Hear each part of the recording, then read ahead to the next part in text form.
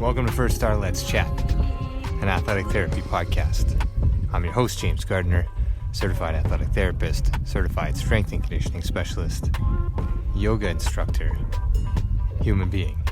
This platform, for the pros, by the pros, anybody in the performance space, and beyond. Welcome here to share in the stories of professionals, experiences, journeys, learning along the way. It's a platform to connect, to network, and to be a part of a community that cares, with conversations that matter, experiences that resonate, and generate ideas, thought-provoking, organic dialogue, passionate pros. Brought to you as always by First Star Therapy, Mobility Tape, Epic, and Benchmark Athletics. In association with the Canadian Athletic Therapists Association. It's First Star Let's Chat, an athletic therapy podcast. Thanks for being here. Thank you for being a part of it.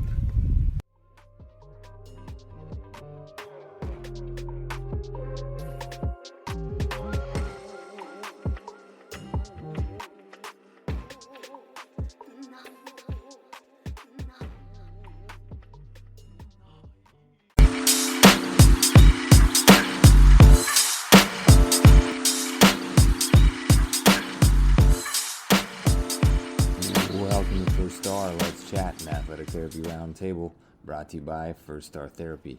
I'm your host, James Gardner, and this is a platform for the pros, by the pros. Passionate pros, organic dialogue. Let's chat.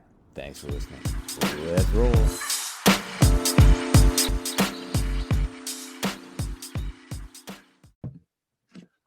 Welcome to First Star Let's Chat, Session 50, an athletic therapy roundtable. I am your host, James Gardner, as always brought to you by First Star Therapy and our primary sponsor, Mobility Tape, the only heat-activated kinesiology tape on the market. A couple special guests tonight. Originally, one guest as our 50th guest of honor, Joe Kenny, formerly of Brock University, retired CATA Hall of Famer, an amazing guy, an amazing therapist. And in true Joe fashion, he said, I'm going to share the spotlight and asked if Jim Pilata, who's still at Brock University, could come on with him. So a dual guest role tonight. And before we introduce them, we'll just go through the ground rules here quickly. Really appreciate everybody's time and being here, picking up the podcast, picking up the YouTube channel. And for those of you here that are here live, this is going to be a great one. These are two of the best in the business and a couple of amazing mentors for me in my life, not only in therapy, but in getting through university and then looking back at all the things that evolved through time. So again, this is session 50 of First Star Let's Chat, an athletic therapy roundtable. Our primary guest is Mr. Joe Kenny, CATA Hall of Fame. He was hired in 1981, a familiar face around Brock sports, and has played a key role as the head athletic therapist for some of the Badgers' most significant athletic accomplishments. He's taught clinical therapy and field courses in the Faculty of Applied Health Sciences, watching many students go on to careers in healthcare and with professional sports teams, including the Raptors, Maple Leafs, Senators, Blue Jays, Argonauts, Ticats, and many junior hockey teams. His CATA involvement included 6 years on the education committee, with another 8 years examining certification candidates, and then as a member of the CATA board of directors. He served as the CATA newsletter editor for the Athletic Therapy Today journal in the mid-90s before email became popular. Not to date you, but hey, that just shows us one of the stepping stones that we've come thanks to Mr. Joe Kenny. Joe offered and organized numerous professional education opportunities for therapists and created the first continuing education calendar when athletic therapists were desperately looking for further professional development. And how long and how far that has come. Now we can collect CEUs for listening to a conversation like this. So remember, membership is available for this. Shameless plug. Let's Chat Athletic Therapy Roundtable membership is available $10 a month. You get 0.4 CEUs on a weekly basis for listening to some of the best in the business. Joe has published articles on risk management and safety in physical education, wrestling injuries, continuing professional education, and in 2015 joined a team of authors to publish a white paper for the OATA titled The Role of Athletic Therapists in the Healthcare of physically active Ontarians now and into the future. It was 2017 when Joe Kenny was introduced and inducted into the CATA Hall of Fame. Very deserving, over 35 years at Brock University. Joe, thank you for your time. Thank you for being here. And I mean, right out of the gate, thank you so much for what you've done for me and for this profession as a whole. It is amazing to be able to pick your brain and remain in contact with you, and to have had you as a mentor at such a critical stage in my development and many therapists' development along the way. So I'll let you say hello, and then I'll introduce Jimmy here as well. Well, thanks very much for that introduction. It's a real honor to be here. And congratulations on your 50th podcast. That's great. I hope that I'll be invited back for your 100th. Okay. Without a doubt. Milestone guys for milestone markers. Absolutely. So this just so happened that session 50 is a milestone, and Joe Kenny was signed up to be the guest of honor. Again, just an amazingly humble and charismatic human being, and just caring beyond the definition of what caring is. And so really appreciate you being here, and let's jump over, say hi to Jim, and then we'll get into this conversation and see how this started for you, and where the profession has come and will go into the future with your eyes on the prize. So Jim Bellotta is here as well. He's an athletic therapist and registered kinesiologist at Brock University, where he's also been employed for the past 30 years. He's also taught on numerous occasions for the University Department of Kinesiology. He has a master's degree in education from Brock University, and an undergrad honors degree in physical education, also from Brock. He's completed his athletic therapy diploma from Sheridan College and a diploma in acupuncture and traditional Chinese medicine. He also leads the STR course that so many are familiar with in soft tissue release. Jim Bellotta, thanks for being here. I'll let you say hi, and let's jump into this dynamic duo here. Hi, James. Glad to be here. Glad to be here to help with Joe today. Joe's been an inspiration for me for many, many years.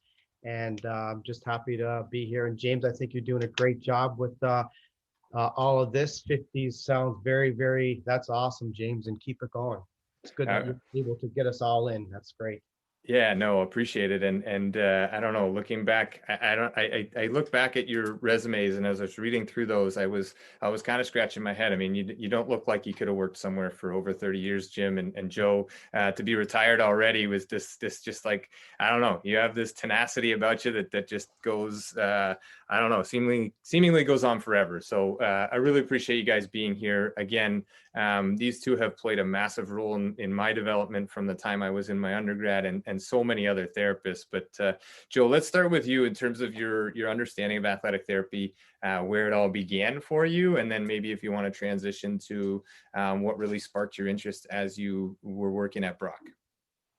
Where it all began. Hard to say, but I make my living sitting on the bench, right? And I think maybe when I was Pee Wee baseball, there was no one who rode the pine sitting on the bench more than me. So I think, and I think I would say all-star hockey too. I was the best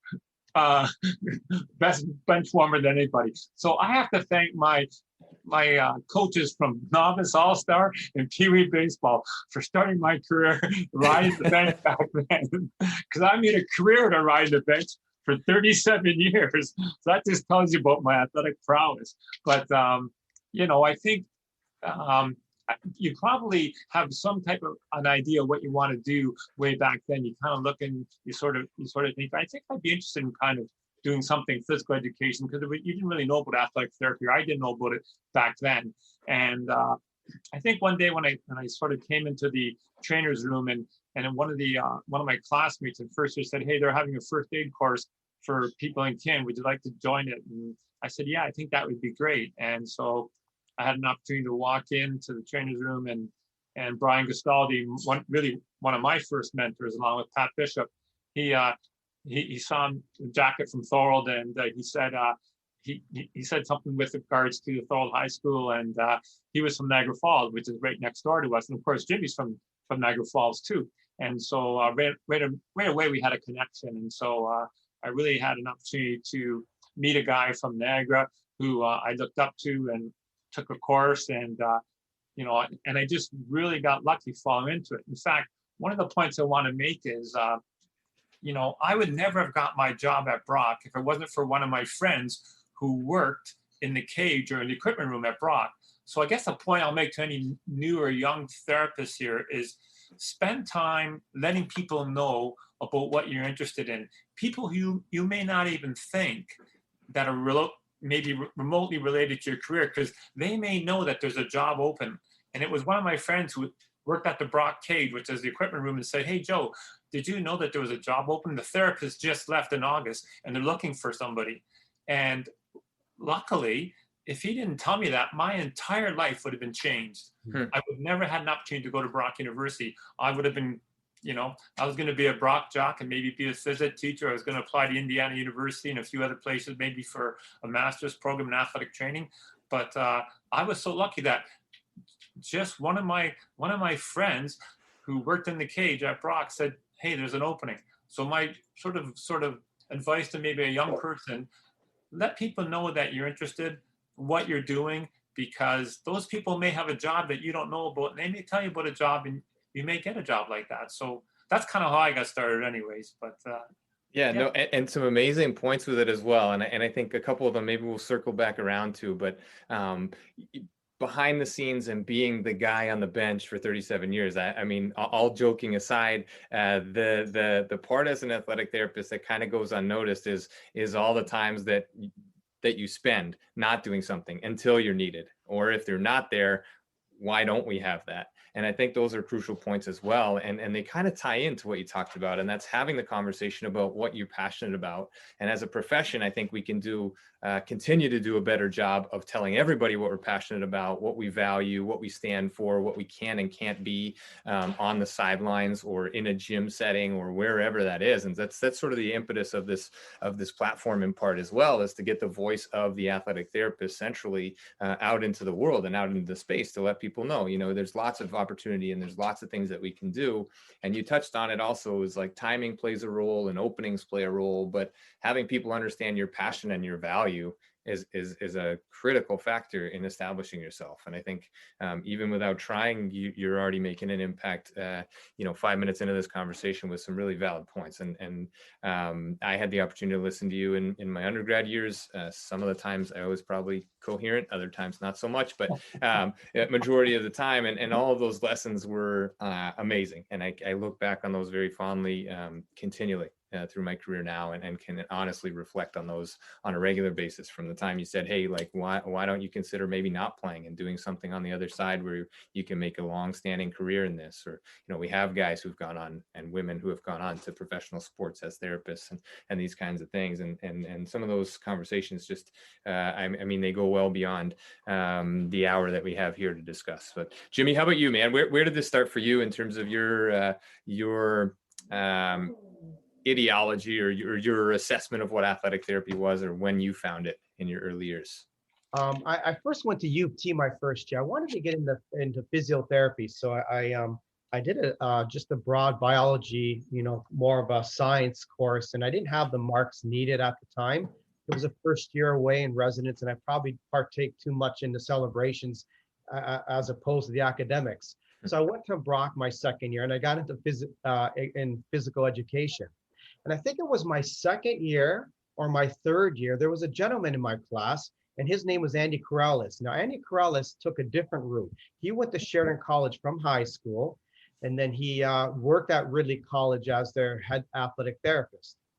And then what happened, they wanted Andy to become a teacher as well, to employ him full-time at Ridley. At the time, all you needed to be a teacher is a university degree. So Ridley is in St. Catharines. So he went to Brock to do his teachers, and he wanted to do it in phys ed. He just needed a phys ed degree. So I met Andy, and he told me about athletic therapy. And at the time, I had no idea there was athletic therapy. So when he told me about it, he told me about Sheridan College. And then the light went on and said, that's exactly what I wanted to do.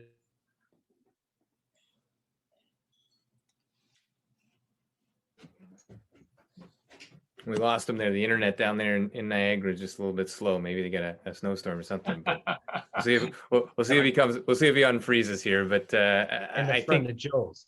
And I definitely found out that I talked to Joe Kenny. Do you know there's a therapist position for the men's hockey team available? And I didn't know Joe Kenny. When I went to Brock and I did the athletic therapy course, Joe was on sabbatical. So Ann Cox was there. So I never met Joe. So I remember going to that interview. The first thing Joe, after halfway through the interview, he gave me a towel and says, "You're sweating a little bit. You can wipe it. You can here's a towel for you." And it was in the summertime and everything. And I was very fortunate I got the job. I've never looked back since.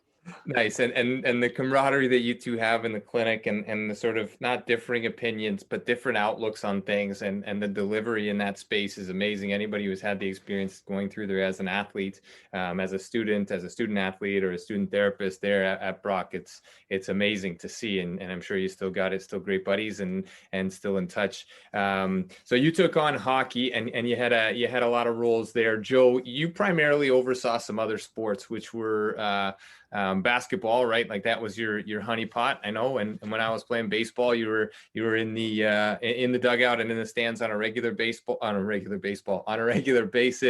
and then on the mats with the wrestling team and all those kind of things. How did you sort of navigate all of the varsity sports while you were at Brock? How did you sort of divide your time, and then how did the student, maybe this is a two-part question, but how did you develop sort of the student interest in helping out the sports teams during your time there? Well, Jimmy, we were lucky to have Jimmy. He came in '89, but I started, is that right, '89, Jimmy? Yes. And I started in '81. So there was a big gap there. And, in my first year, I remember doing basically every team, every sport. We played hockey Thursday nights varsity. We played basketball Friday night and Saturday afternoon. We played basketball, and Saturday night we played hockey. And so we were pretty busy, and I was the only guy, so I needed some help, and I knew student trainers could be the answer. And at the time, there was a movement from some students who wanted something else other than just to become a teacher with a phys ed degree. They wanted some other area. And so I just introduced to some of the students an opportunity to, hey, why don't you come work in a clinic with me and see if you like it, and if you like it, maybe pursue that as a possible career. And luckily, I had Lauren Adams working with me as a chairman, and that just sort of mushroomed because people wanted to come in and gain some experience other than teaching with physical education, because there's lots of things you can do with a physical education degree. But Brock, we were specialized, which was really nice, to do education for the primary grades. But some students found that they wanted to do more than that. So in my first couple of years, I was able to develop sort of Brock's first experiential program for phys ed students that was not in teaching. It was something other than teaching, and it was in therapy. And so I was lucky to have guys like Scott Grimwood and Jeff McDonald join us. And our biggest challenge in those days was the Sports Medicine Council of Canada just started in 1980. So it was brand new. And so this whole idea of what a sports medicine clinic was new to everybody. But we had, you remember Dr. Lorimer, a great mentor of mine, and Dr. Gold, they had all the skills, but we needed to have a clinic. And so we were able to start actually the first sports medicine clinic at Brock in 1984. And for me, that was a big thing because we had one at Waterloo, and of course there was the one at York, which I think in those days, I think it was called the Bobby York Clinic. You correct me on that. I can't remember what it was called, but way back when there was a clinic at York University. So to me, that was a great way to start getting a sports medicine clinic started, getting new doctors coming in. We had and Jimmy knows Dr. Zuliani and Fraser Mackay, a rowing doctor, international rower. So we had some good people. And so that's how we got started with being able to allocate different students to different teams, because, after the first 3 or 4 years, I needed a break because doing every team. And in my first year, actually, I kind of snuck into Brock because I hadn't finished my 4th year at Waterloo yet. I'd done 3.5 years, but I needed one more half year.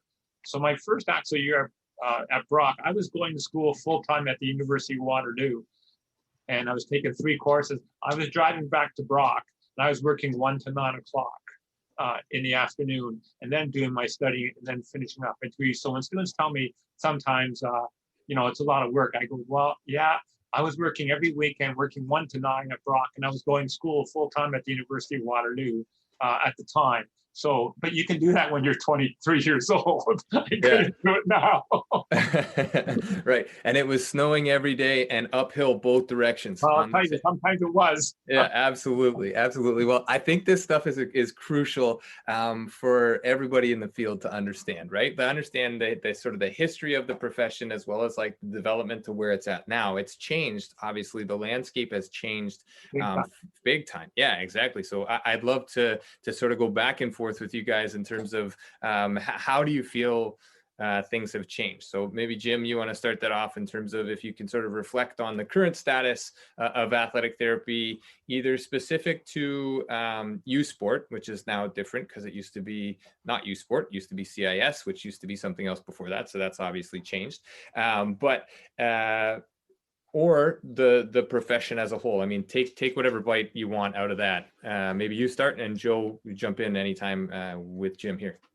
Sure. I know at the university level with it used to be CIAU, then CIS, and then U Sport. So it's come a long way.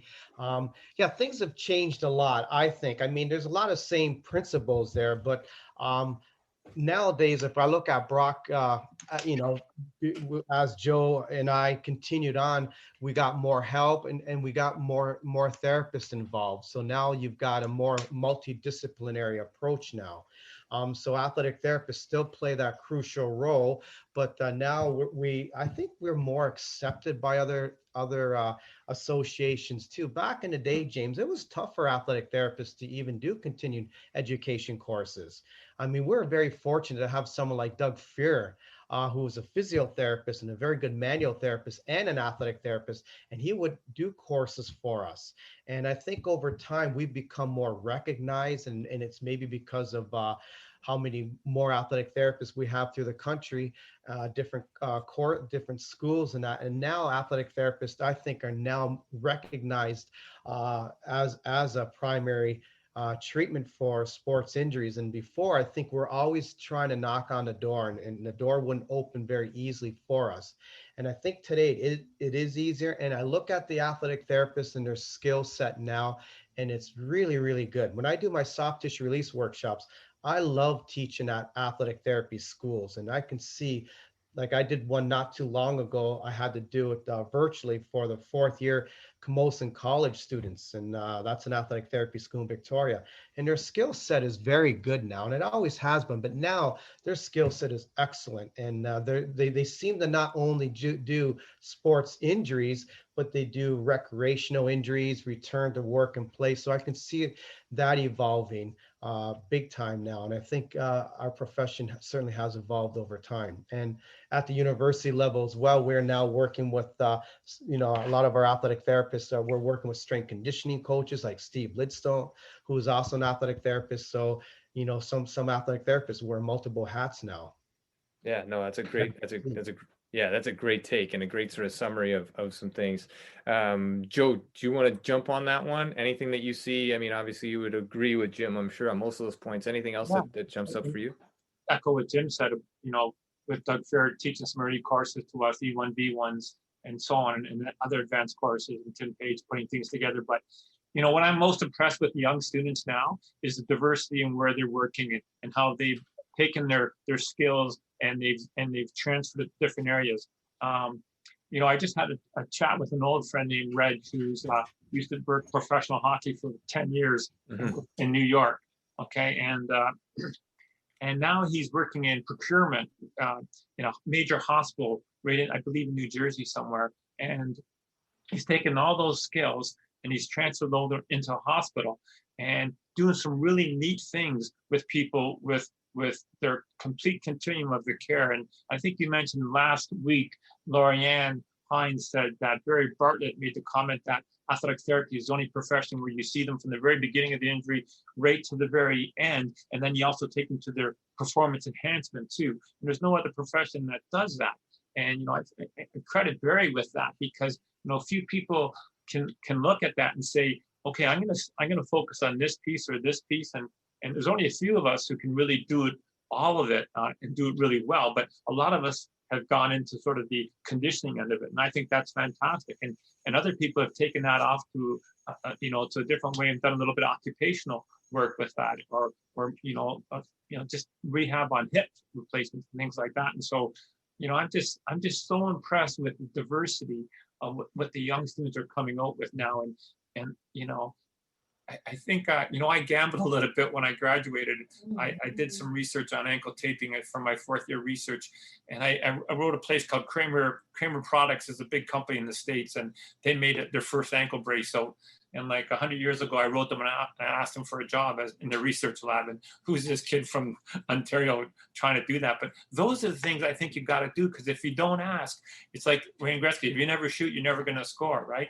And I'm going to suggest to the young people, take that risk and invite yourself to go for that job, because I really think there's so many jobs out there in healthcare, in health and prevention, injury prevention, in ergonomics that we can do so well.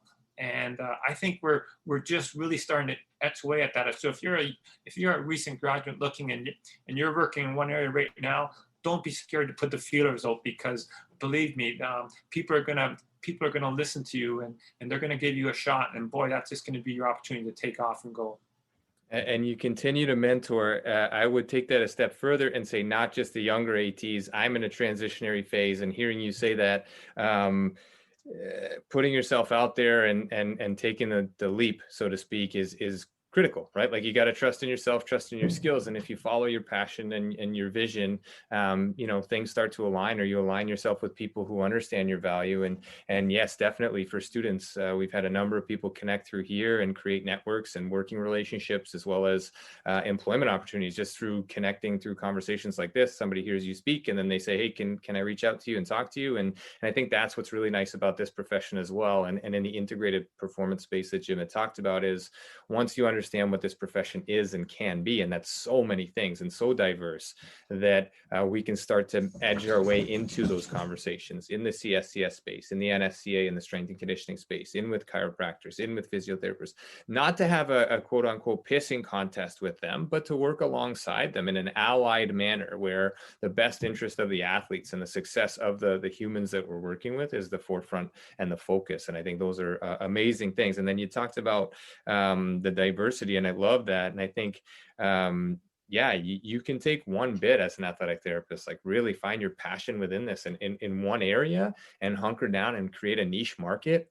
or go to a niche market. But you can also do a bit of everything, because it is so diverse as a profession. And you can be, a therapist on the bench, or a therapist in the clinic, or a therapist in a workspace, all kinds of things now. And I love your take on this. And I'm glad to hear you say that it's evolved and is evolving, because that's important for our younger therapists and student therapists that are in programs currently, to hear as well, that there's plenty of opportunity, and it doesn't just have to be X, Y, or Z. You can sort of create it and mold it based on your own vision of what the profession can be. So that's great stuff. And all kudos to people like you who have been in the profession and have really molded things, and we're extremely grateful for that. And so the Hall of Fame induction, Jimmy, I'm sure you're knocking on the door. Not that I'm wishing that upon you anytime soon, in terms of you getting to retirement or anything like that. But Too young to retire. Or you're too young looking. Yeah, that's right. But laying the foundation and the taping contests and the conferences and having you guys buzz in the room and these kinds of things, and being having the opportunity to chat and talk and these kinds of things. So let's take it back to Brock. Joe, is there one or two things that jump out to you as like best memories in terms of the sporting field, that you can kind of hang your hat on and say, that was a moment where I really knew that I was doing the thing I'm supposed to be doing?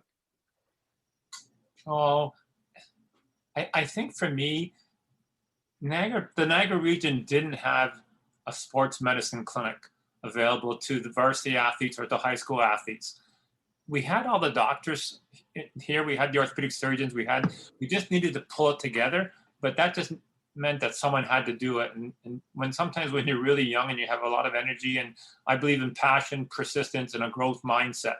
That's what I sort of believe in. And I think I had that to sort of put that first sports medicine clinic together. And then we opened it up to every high school in the Niagara region.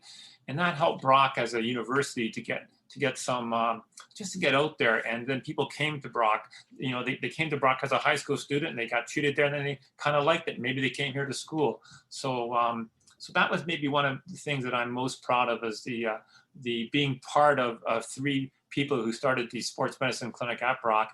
And then I'll never forget the year that we finally first won our first national championship with our wrestlers. And the same year we won the national basketball championship with some of those players. And Jimmy, you correct me if I'm wrong, but I think it was around 1992 or 93. 1992. 92. And so that was pretty amazing. And those were some of my finest memories at Brock. And I'm sure Jimmy has lots too. Yeah. Jimmy, you have 1 or 2 that jump out? Yeah, one of them, we had a high school co-op student. His name was Omar Khan, and he was a high school co-op student. He's from a local high school. From there, he went to Brock for his undergrad, and he worked with our men's basketball team.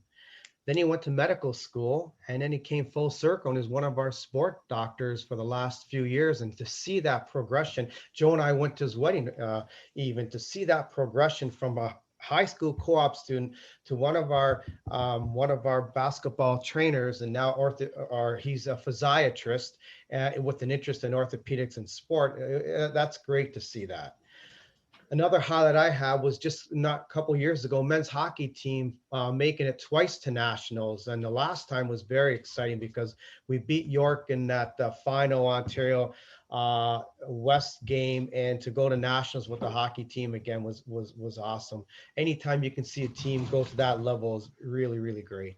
Yeah, no, those are great shares, and maybe a bit of an unfair question on my part, because I had the opportunity to work with you guys, and it wasn't like this is the reason that I'm doing this. That never felt like the conversation that I would hear from either one of you guys. It wasn't about the championships. It was about those honest to goodness daily interactions with you guys. When I was working as a student trainer, student therapist with the baseball team in my 3rd and 4th years as an undergrad, those conversations and you guys coming out to the sports and being on the sidelines and talking with the student trainers and knowing all the athletes and knowing the coaches and knowing what conversations to have and not have, like there is so much observational learning for us as student therapists, for myself as a student therapist, that I took and applied in my life and hopefully implemented that in my teaching in my time at York University and currently through this platform and these other things that I am so grateful for you guys, because those daily lessons are the reason I'm sure that you do what you do and continue to do what you do, even in retirement, Joe, not necessarily just hanging your hat on, this is the one reason why I did it. So I didn't mean to lead you in that way, but I know this from a personal level, that those conversations on a daily fueled your fire because they fueled everybody else's, and the energy in that place was amazing. You guys have now, Jim, you guys have how many student therapists with your teams currently? A whole bunch, right? Like, yeah, we have 50. Yeah. We have 50 student therapists, and that's not including the sports performance coaches as well. Right. So there's another 40 of them. And it's been pretty remarkable having both. And Joe is very instrumental in getting, helping to get Steve Lidstone to come to Brock. And that whole new area has just exploded. And we share each other's ideas. We share each other's work and that. And having a student trainer do the Brock Sports Medicine for a year, then do Brock Sports Performance, as you know, James, they get a very good educational experience with having both hats, and I think it's been fabulous. But having both, I think, has been pretty good. Mm-hmm. Yeah, no, absolutely. And Joe, you've seen it. It's navigation in your time there, and I'm sure you're still there on a regular basis, popping back to campus if and when there is a campus to pop back to and sports to watch. But that development that Jim touched on with the S&C and sports medicine, and that seemed to come on fairly quickly, right? Obviously, Steve coming over was a big piece, but that was always kind of there as well. How did that come to be, and what was your sort of your vision or your role in that development at Brock, because it doesn't have an athletic therapy program, but it is definitely a feeder to athletic therapy programs, myself included, numerous athletic therapists that go on to York or to Sheridan or to any of these programs. They come from Brock, and they already have a solid foundation because they've been in a clinic, they've been with you guys, they've been with teams, they've been in the gym, they understand a lot of these things that go beyond just sitting on the bench and just taping an ankle. So what role did you play in that, Joe, and how did that vision sort of come about for the development at Brock? One of the things we've always prided ourselves in is educating the student therapists, and not just the quantitative aspect of tell me your chief complaint, what your mechanism of injury, tell me about your pain. That's very quantitative. We were always, I think Jim and I and Karen, we were always very interested in letting the students know that they were valued, and we spent a lot of time making sure that they knew how much we valued their participation. I think the greatest gift you can give someone is give them your attention. And nothing I hate more, James, someone walks down the hall and he kind of looks at you and is high and kind of just looks and waves his head, but as opposed to looking at that person smiling and say, hi, how are you? And use your name at the same time. And I think what we did really well at Brock is Jim and myself and Karen, we tried to develop personal relationships, and we took a real big part in the engagement of their learning. And I know that every time I saw one of my student therapists, it was important for me to thank them and just thank them for all their time, because everybody knows that the incredible amount of work you put in. And for most cases, the therapists don't wear a gold medal around their neck. For most cases, they don't. It's the athletes who get to shine. And we're okay with that. Most of the athletes are okay because we get our benefit from the intrinsic value from helping people. That's really where we get rewarded. We don't get rewarded with the big cars and the big contracts, and look at the LA Lakers. Oh my gosh. Maybe we should have all played basketball, but we're too short. I don't know. I don't know. I think if you had gone after it with the tenacity that you've gone after what you do and what you did at Brock, I think you could have done it all, man, because it's true. And this is not a word of fluff in what Joe just delivered. I lived it. I tried to, in my own way, I think now emanate that a little bit. And I definitely got that from you and from Jim and from Karen, was that caring piece and that piece of understanding that it does take a lot, but those little thank yous along the way, and recognizing and coming out to the sidelines and knowing that, hey, Joe's in the stands not to support necessarily the baseball team, but to support the therapy staff, or Jimmy's on the bench with the hockey staff, and this stuff goes a long way. And so I think hearing that continues to inspire myself, and hopefully inspires listeners on here to get aligned with the people that take the pride in caring about the human first approach. Because even as a therapist and as a practitioner, or as somebody who's working with athletes, that's the win right there. You say attention, absolutely, probably, attention, trust, all these things that are intertwined as the most important pieces to having a successful space. Jim, how about now currently, you guys have a whole bunch of students, you're in and out of the strength and conditioning side, you're in and out of the therapy side. How has the campus changed, or the development changed in terms of facilities at Brock? We had Steve on, we've had Vicky Bendis on here in the past as guests on this platform, but we didn't really get into the facilities. How has the sport medicine clinic changed, and what are things looking like with sort of development plans for, obviously the summer games have been put on hold, but is that looking like some new developments for you and your space there now? It's a big change having a performance center there too now, having that part of that gym separated. And the performance center is pretty nice. I remember Scott Livingston did his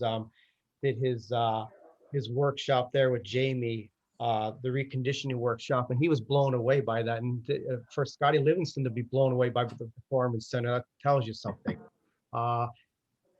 The Canada Summer Games is shaping up, and we're going to have 2 new arenas there. We're hoping to have some therapy in there, and It's looking awesome. They're going to have a track, indoor and an outdoor track, and it's something Brock really needed, and the Niagara region needed that, and to have that at Brock is just going to change things a lot more.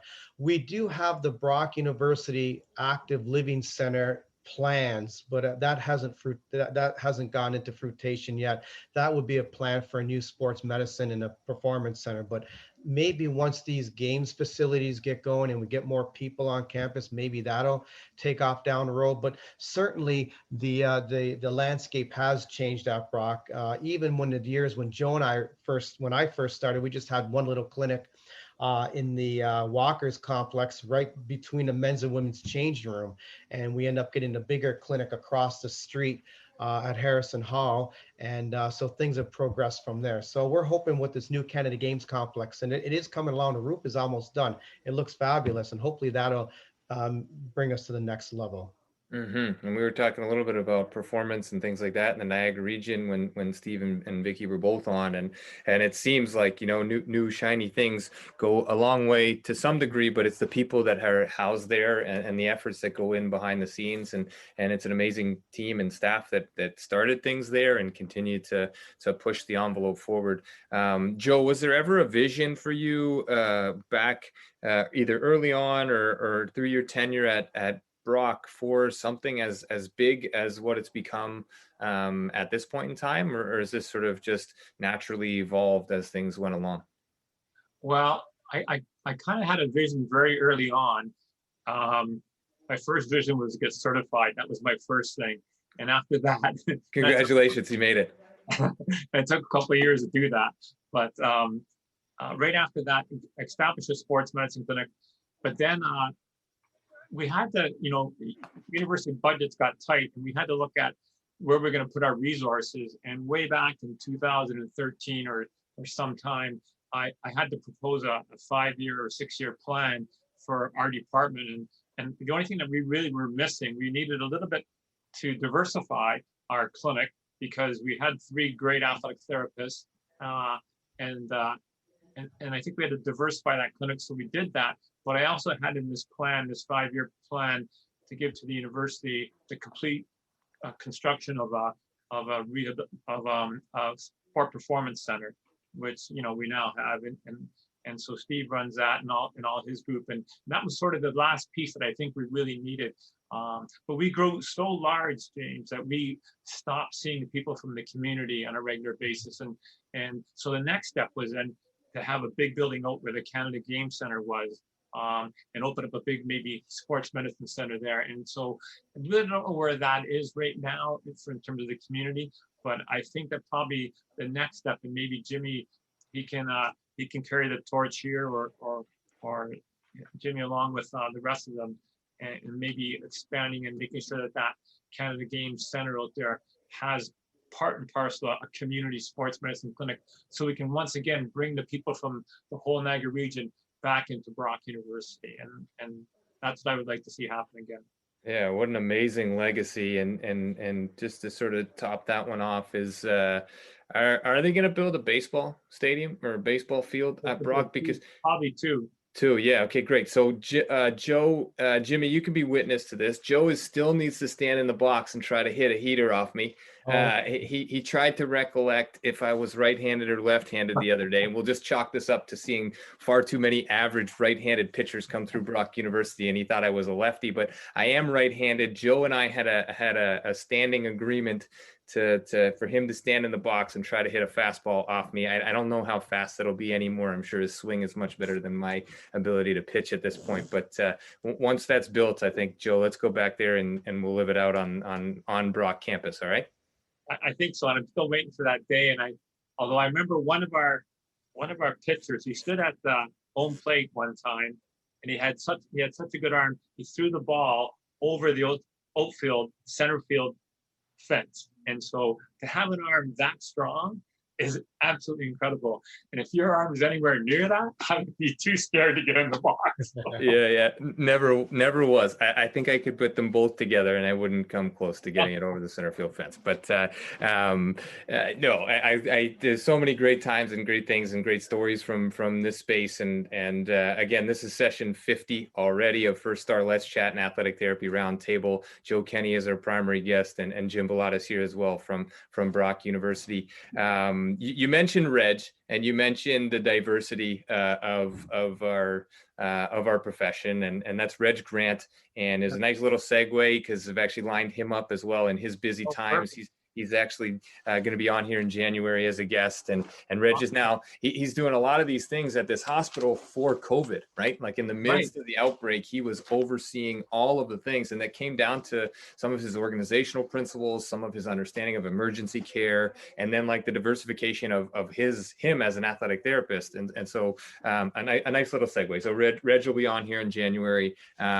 And I just wanted to come back around to that as I was sort of reading back over what we've discussed. And but not to get too far ahead of ourselves, we are going to stay in the moment.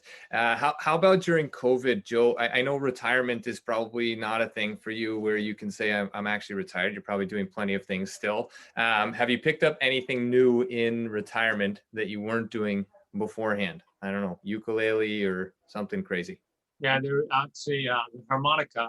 But boy, the kids, they're pretty brutal with me when like they talk about not only want to close the door, they want to seal it so that they can't hear anything.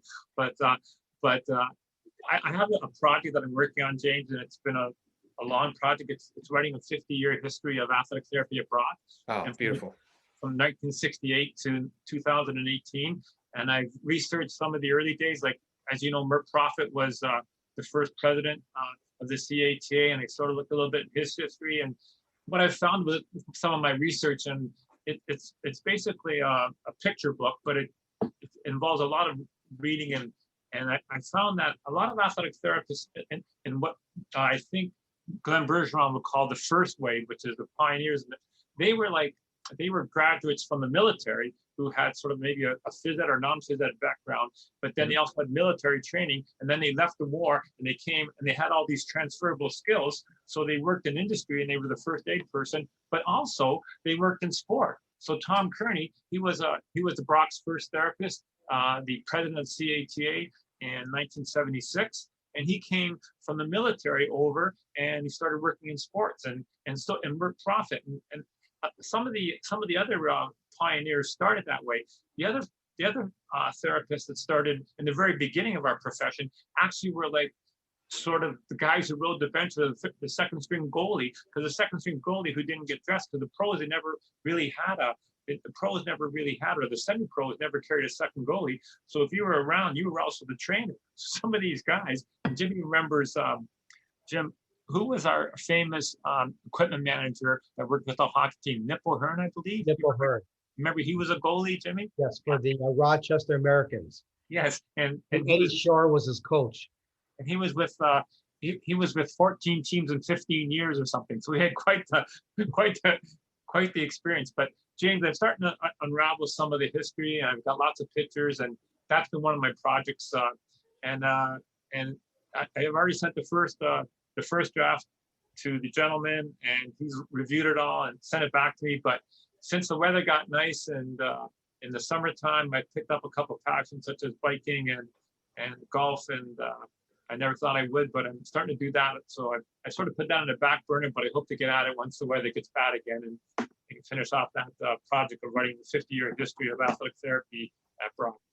Beautiful. Well, when it's ready, let me know. I'll be the first one to sign up for that one. I still remember you sent a poster to me. I have it here still and look at it on a regular basis. I think when you first started this idea of maybe, I don't know, maybe even not when you first started thinking about it, but you still have it laminated here and saved. And what a great reflective piece. And I think, again, just going back through and understanding where this came from and where this profession is now.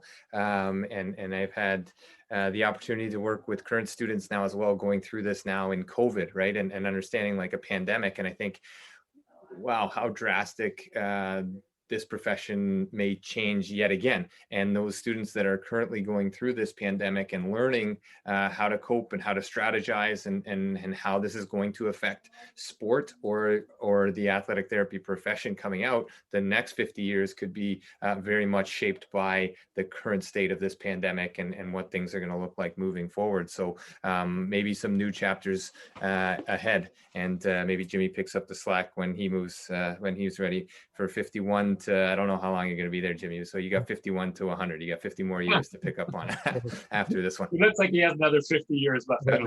Yeah, exactly. He's on that high performance squad on a regular basis. I've seen it. It's Jimmy's PX90. I don't know if he's still doing it. I'm sure he is. Is that Jimmy? What do you do? Yeah, exactly. Oh man, this has been great. How about we just jump off that topic altogether and just go into one of your favorite clinical memories or one of your favorite times at Brock. I don't know, off the top of your head, something that really stood out as sort of a moment with students, right? Like you guys celebrate students on a regular basis. So this is not a thing that just says like there was this one time and that was it. But is there anything that stands out as maybe a regular occurring topic that you talk about that you think really shapes students or that students ask about on a regular basis from a clinical side of things or a field side of things? Like, do I really have to work this many hours, or what's the best kind of tape? Or is there any questions or conversations that happen on a regular basis for you guys that you feel are crucial? Go ahead, Tim. Oh.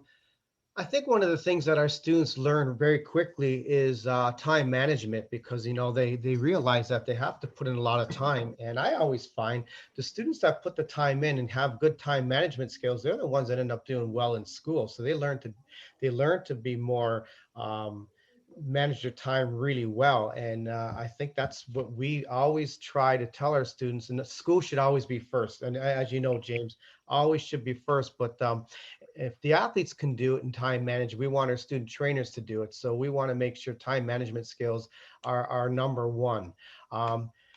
That's, and as far as specific therapy skills, they're undergrads at Brock. So we want to make sure we want them to always be safe.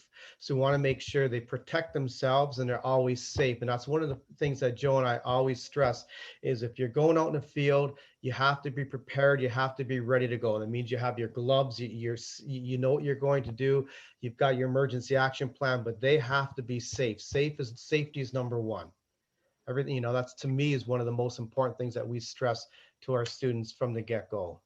Yeah, and they feed right into each other as well, right? The more prepared you are, the better you can be with your time, and the better you are with your time, the better prepared you will be. So I think those are two amazingly succinct and flowing thoughts. Joe, how about you?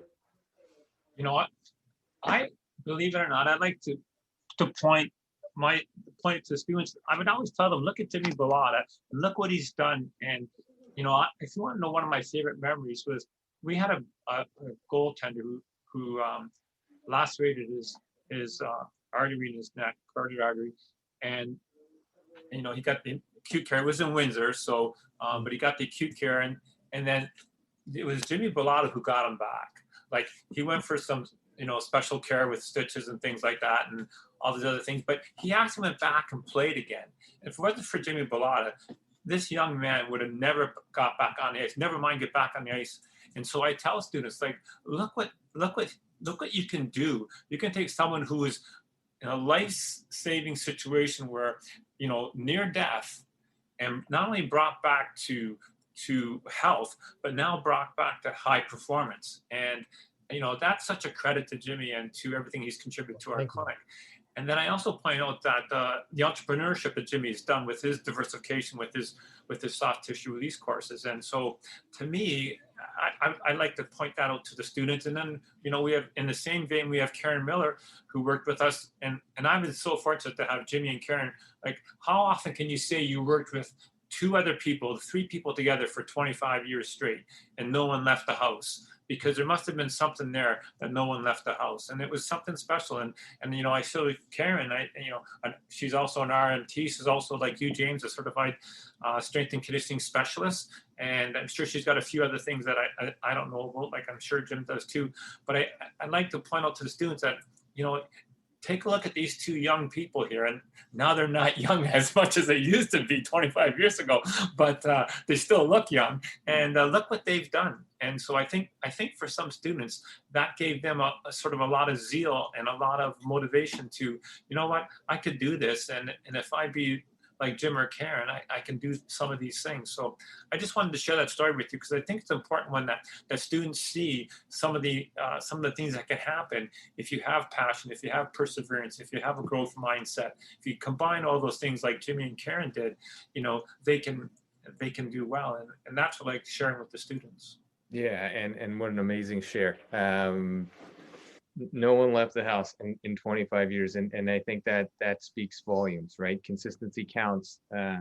Good days, bad days, arguments, misunderstandings, all those things, take them aside, and you have those relationships, and you have such a solid core of people. You create the environment that you've created, and it's I don't know, I guess representative of the Badger logo down there, just like small but mighty, right? And just kind of just keep plugging away, and big sharp claws, but you only use them when you need to. And I don't know, I feel extremely grateful and humbled to have learned under both of you guys, and Karen as well, who's not on the call this evening. But I continually reflect on that, and I think mentorship and that human first approach are the two things that really jump out at me, and the reason that I continue to reach out to you guys on a regular basis. And Jim, with STR, I study your book like it's a Bible, and it's a basis to a lot of the other different things. And to the point we had the opportunity, you provided me the opportunity to work alongside you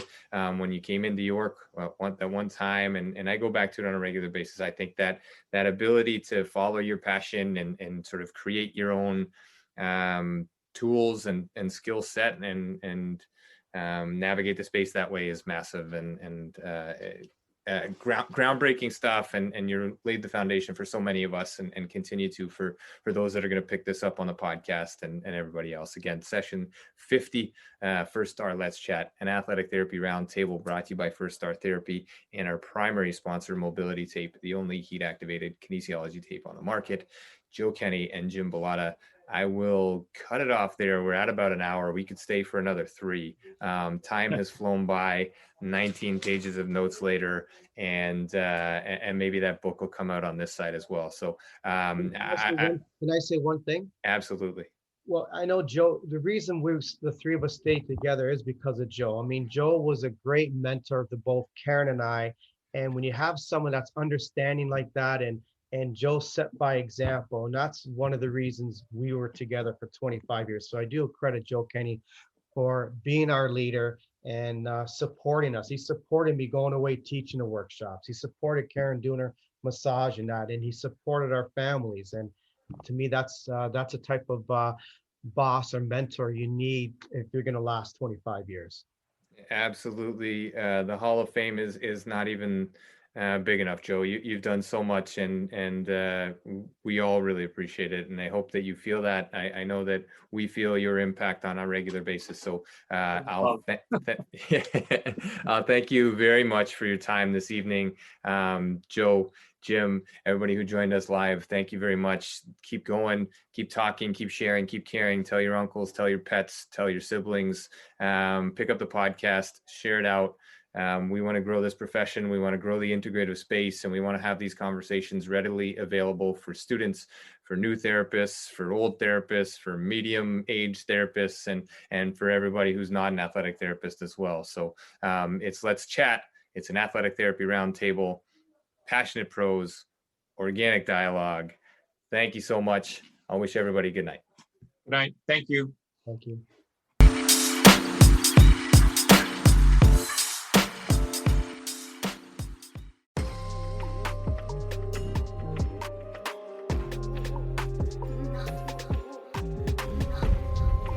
Thanks again for being here. Thanks for listening. Thanks for being a part of this community. Check us out online, firststartherapy.com. That's FIRSTAR therapy.com. Or email us with feedback, consult@firststartherapy.com, CONSULT@firststartherapy.com, on Instagram @firststar.therapy, and our podcast host @letschat.at. This is First Star Let's Chat, an athletic therapy podcast.